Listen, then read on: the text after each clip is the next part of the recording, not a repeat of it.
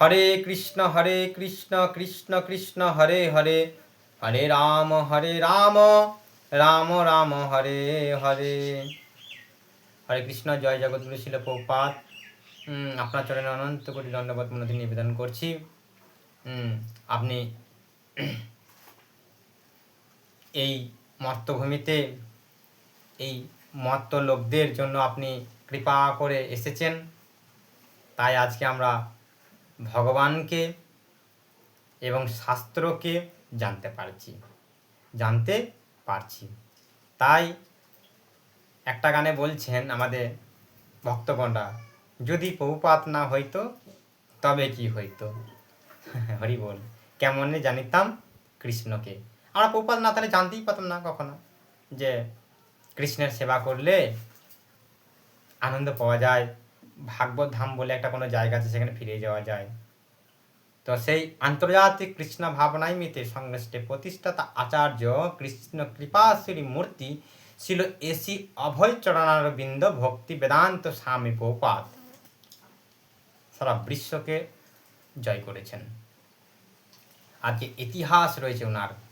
তো এই প্রভুপাদের জীবন কাহিনী যদি কোনো দিন কেউ শোনেন, বুঝতে পারবেন যে একটা ব্যক্তি বা একটা মানুষ নিজের জন্য নয়, নিজের স্ত্রীর জন্য নয়, পুত্রের জন্য নয়, মানুষের জন্য তিনি 70 বছর বয়সে কি করেছে। অনবদ্য জীবন কাহিনী। না মুনকিন, নো নেভার, এটা আর কখনোই সম্ভব নয়, শুধু ওনার পক্ষেই সম্ভব। তাহলে বল সেই প্রভুপাদের চরণে অনন্ত কোটি প্রণাম। তো আজকে ক্লাস আলোচনা করব একটা সুন্দর ক্লাস। তো যে কথা না বাড়ি ক্লাস শুরু করা যাক, কারণ সবাই অপেক্ষা করে বসে আছে। থাম্বনেল দেখেছে, কি সুন্দর থাম্বনেল, এই ক্লাসটা শুনতেই হবে। তো আমি যদি অযথা বক করে বকি, কারোই ভালো লাগবে না, আমি জানি, বুঝতে পারছি না। আপনারা ধীর অপেক্ষা করে বসে আছেন ক্লাসটির জন্য। তো ক্লাসটি শুরু করা যাক। ক্লাসটির মূল তথ্য হলো জমপুরীর ও ধর্মরাজের বিচার সভা। দেখুন কত সুন্দর ক্লাস আছে আজকে। তো সুন্দর। মাতাজি কিছু বলছেন? মাতাজি আজকে আনন্দ পেয়ে গেল বিরাট। হরি বল, চরম ক্লাস। উনি আমরা খুব সুন্দর রান্না বান্না করছে, দেখুন। আর তখন ব্লুটুথ ধরছে, আর মজার ক্লাস শুনছে। আপনার যা ভাগ্যবান, তার থেকে দ্বিগুণ ভাগ্যবান ইনি। প্রত্যেক দিন আমি বাড়িতে বসে ক্লাস করি, উনি রান্না করে শোনেন। তা যাই হোক, হরে কৃষ্ণ। তো শুনতে থাকুন। মাতাজি বলছে বলেন না এরকম। তো যাই হোক, হরে কৃষ্ণ, শুনুন। মৃত্যুর পর বৈতরণ্য নদী ও 16টি ভয়ঙ্কর নগর পার করে দীর্ঘ 47 দিন পরে জীবাত্মা পৌঁছায় জমপুরিতে। মাতাজি একটু ডিস্টার্ব করবে না, ক্লাস অত্যন্ত ভয়ঙ্করও আছে, তো অপূর্ব ক্লাস। তো যাই হোক, শুনুন। কতদিন লাগে একটা মৃত্যুবরণ করার পর মানুষ জমালয়ে যেতে? 47 দিন। শাস্ত্র বলছে, আমি জানি না। তো শাস্ত্র বলছে দীর্ঘ 47 দিন পরে জীবাত্মা জমপুরিতে পৌঁছায়। বিশাল প্রাচীর বিশিষ্ট এই জমপুরি রয়েছে, তার 4টি প্রধান দরজা রয়েছে। 4টি প্রধান দরজা। শ্রী বিষ্ণু গরুরকে বললেন, শ্রী বিষ্ণু গরুরকে বললেন, কথাটি কিন্তু বিষ্ণু বলছেন গরুরকে, আর আমি এখন বলছি আপনাদেরকে। তো যাই হোক, একটু হাসি মজা না হলে ভালো লাগে না, জানেন তো, ক্লাস করতে। তো জমপুরি পুণ্যবানদের কাছে সুন্দর। দেখুন, এই যে জমপুরি পুণ্যবানদের কাছে সুন্দর, কিন্তু পাপীদের কাছে অত্যন্ত ভয়ঙ্কর। কারণটা কি আমি বলি। যেখানে গন্ধর্ব অপ্সরাদের গান বাজে, সাধু সন্তরা সম্মিলিত হন, সেটা সুন্দর। যারা পুণ্যবান আত্মারা যায় তাদের জন্য। আর পাপীরা প্রবেশ করলেই তারা ভয়ে কাঁপতে থাকে। কেউ আবার কাঁপতে কাঁপতে অচেতন হয়ে গেল, মূর্ছা হয়ে পড়ে যায় ভয়ে। তা যমরাজের দ্বার ও চিত্রগুপ্তের খাতা, এরপর এই বিষয় নিয়ে কথা হবে। যমরাজের দ্বার ও চিত্রগুপ্তের খাতা। জমপুরিতে প্রধান ফটকে দাঁড়িয়ে আছেন ভয়ঙ্কর যমদূতেরা। ফটকে দাঁড়িয়ে আছেন ভয়ঙ্কর যমদূতেরা। আত্মাকে নিয়ে যাওয়ার হয় বিচার সভায়। সেখানে সিংহাসনে বসে আছেন চিত্রগুপ্ত, যমরাজের প্রধান হিসাব রক্ষক।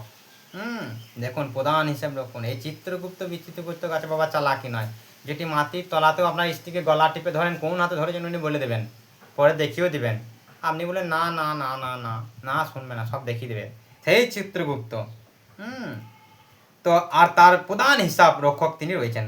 তাদের কাছে থাকে অগ্র সন্ধানী, দেখুন নামটা শুনে নেন, অগ্র সন্ধানী নামক বিশাল খাতা।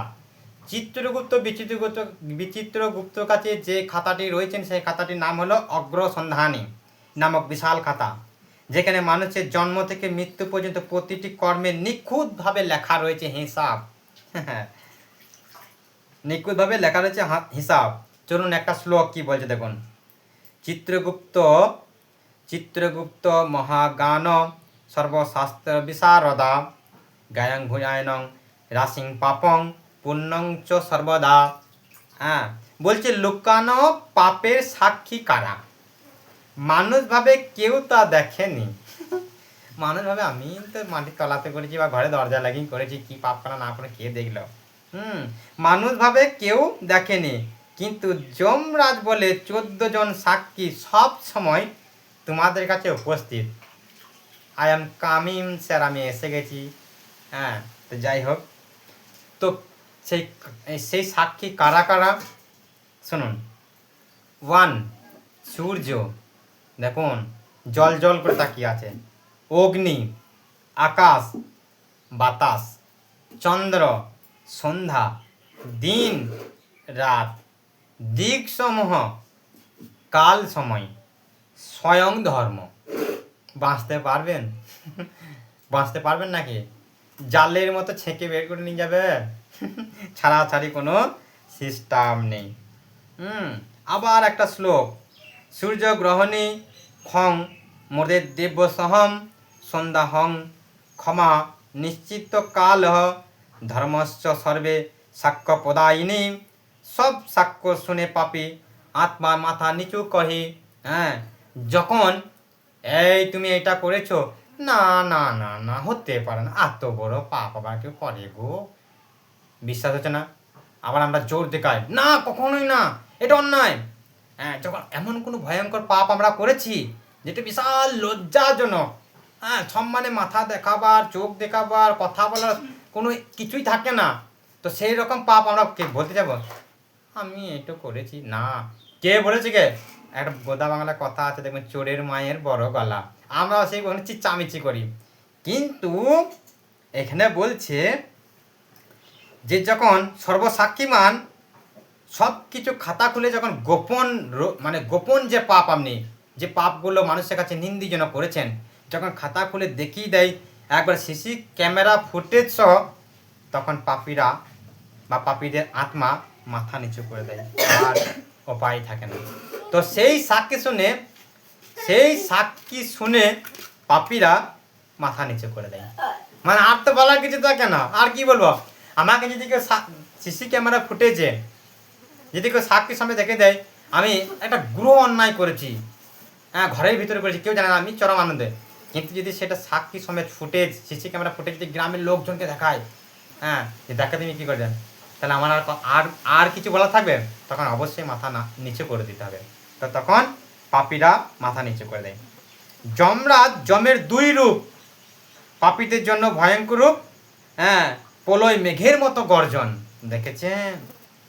অগ্নির মতো চোখ, জল জল করে জ্বলছে, মনে রক্ত বেরিয়েছে। যখন সেই ইয়েটা ধরে থাকে না, পাপীরা বলছে অলরেডি তখন হঠাৎ করে ভয়ে অজ্ঞান হয়ে যায়, ওখানে নাকি বলছে দ্বন্দ্বের ভয়ে দেখেই অজ্ঞান হয়ে যায়।